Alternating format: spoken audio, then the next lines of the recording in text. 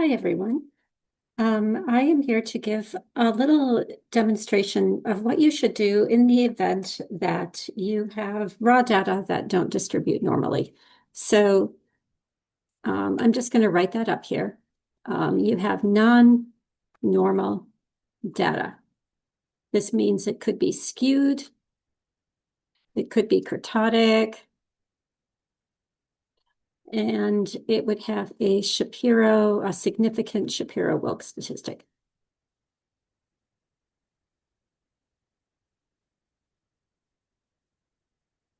And so in this case, you cannot use the Pearson test. You have to use what I'm going to show you here, which is the Spearman test. In a nutshell, all you're going to do is to rank scores for each variable from smallest to largest. And then you're going to run a normal Pearson test. And just a caution, this is not for use. Use with curvilinear data.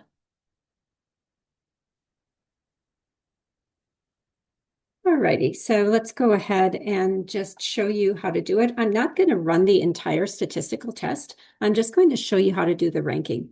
And so what we mean by ranking it is we're just going to put these in order. So I have already analyzed these data and discovered that the data for exercise is non-normal. It has some outliers and it's positively skewed. And even if just one of these variables is non-normal, you have to do a different test. You have to do a Spearman test instead of Pearson. And so you're going to run your check for normality. If you do find that it's non-normal, this is your approach. What we have to do is rank order these two variables, and then we're going to do our test that way. And so just by way of being extra cautious, there are two ways of doing it. First is exactly what I'm doing, which is I'm going to select all of these data, and I'm going to sort them in a manual way. So I'm going to go to Data and Sort, and I'm going to select the relevant column. Let me see if I have my headers selected. I do, so let's click My Data Have Headers. I'm going to sort them all by the variable X exercise. Notice I'm sorting both variables. It's really important that you select all these cells. Otherwise, you're going to get each person's data confused with another person. So I'm going to sort them. Now I have them in order from smallest to largest, and the first and very tedious way I could go through and do this is I could rank them. And so this one would be 1. This person would be 2. These two next people have the same score, so I would have to average these out instead of writing 3 here and 4 here. So I'll do that. I can't do that. I didn't mean to have that pattern come to us. What we have to do instead is put a 3.5 and a 3.5. So we're taking the average of the 3 and 4. Here we'd have to do the same for the 34. This would be 5 and 6, so I'd have to put 5.5, 5.5. And then here we would have 6, and I'd have to just continue to do that for all of these scores. Then what I would have to do is sort again. I'm just selecting everything because if you screw up your sort, you mess everything up. And I'd have to sort them again. After I ranked every single one in the X column, I'd have to sort them again by the Y column, well-being, and then give all of these scores ranks. And so this would be 1, this would be 2, this would be 3.5 and 3.5 and so forth. So that's what would have to be done. So instead of going through that process with so much possible room for mistake, I'm going to undo all of this. I'm just going to undo, undo, undo. I'm hitting Control Z for this undo. I'm going to undo the sort, undo all of these. I'm going to undo the sort. And now we have everything back to normal. So it's not the best way to do it because there's just so much room for error. So instead, let's use a little formula. I'm going to write the formula here and tell you what it means. So the formula looks like this. whoops, the formula to rank. So we just start out with the equal sign, but I won't do that here. So we're just going to select rank, and then we're going to select the top cell. So in this case, my example is this cell. So I can't select it because I don't have the equal sign, but I would list that first cell, which is C72. Then I would go ahead and stabilize the whole range. So I would put $C, $72, and then I'd put a colon, and I'd go to the bottom of that range, which is C102, $C, $102, another comma, and then I just put the number 1. And so this would be actually, there's one more thing I forgot here. It's rank.avg. So this is what the formula looks like. Let me tell you what it means. So I do have this written down, I think, in one of the lectures, but rank is obvious what that means. The .avg just means that when it comes to tied scores, will be averaged. Ranks for tied scores will be averaged. So there are other approaches that are sometimes used, and we're telling Excel, in this case, we want you to average them. You select the first cell. So the selection of the first cell, C72, just means that you want to find the rank for the specified cell. The stabilized range, I'm going to put the second part of our formula here. Let me just copy and paste it out. This part of the formula just means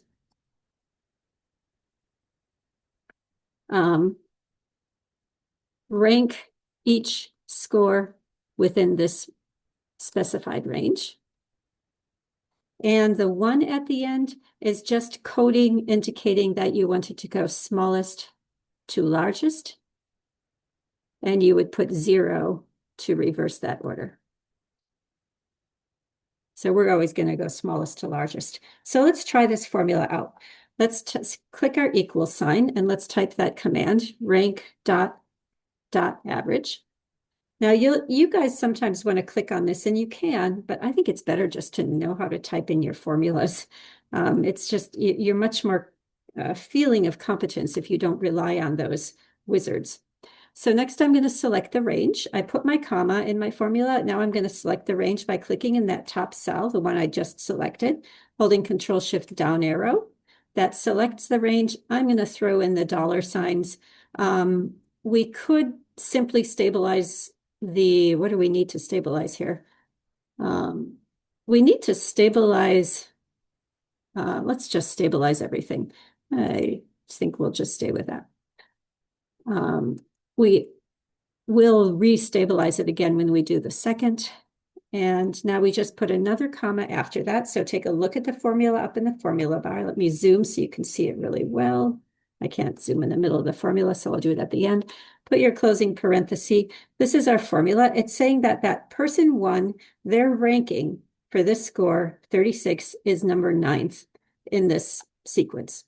And so if we look back at that formula, just to zoom in on it a little bit, I can't zoom in on the formula. You can see what this is. So try this out yourself. And then we can just click that formula down. Double click. We'll learn everybody's rank. We have, it did come in down there. That's okay. I'm going to just, there we go. So this is what we have. So that's the ranked order for our X variable. You'll notice I did it over here in this distribution. That's because I do have your spreadsheet set up to use either the ranked data or the unranked data if you need to do Pearson or Spearman. So here we're going to do Pearson. So we're going to be using these scores in order to do the Pearson test. So we can do the same thing here. I'm going to copy this top cell, paste it over here, and it will reference properly, but we have to stabilize the range again. So let's go ahead and get the new range, which is in this case our Y scores.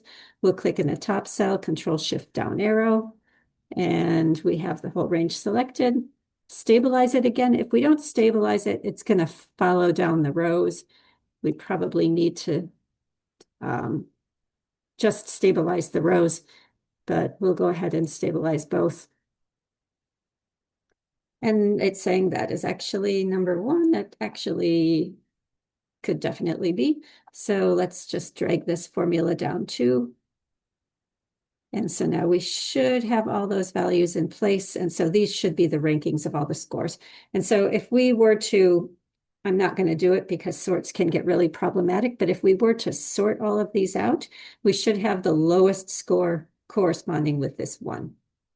So now we can just run a regular old Pearson test. We can, figure out our mean and our standard deviation and all of that. Our N in this case is 31. Our DF is 31. Our DF is 30. Our mean, we could get our average and so forth. So we would just run that same old Pearson process. I don't need to make the video too long by demonstrating that process. We create the deviations, the squared deviations, the z-scores. In this case, it's z-scores for the ranked. We'd get the distribution, everything that we did in the Pearson test, we would now do for these Spearman data. And the only difference really in writing up the results is that when you write what your R sample is, in the conclusion, you'll want to indicate that it's the R sample based on the ranked scores. So there are different ways of indicating it. For our class, you can just write ranked, and that'll be adequate. So that's just a quick demo of the best way to do the rankings. Once again, you could sort them all out and number them and average out the scores anytime there's a tie. A better way to make sure you don't make mistakes is to let Excel do that work for you using this formula where the rank average tells it you're going to average the two scores.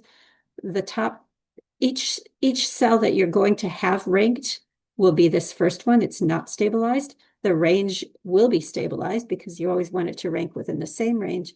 And the one just tells you, yep, you want to go smallest to largest. All right, that's the end. I hope you found that helpful and beneficial.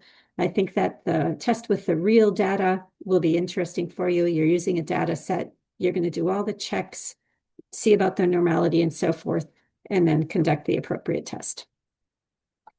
Okay, everybody.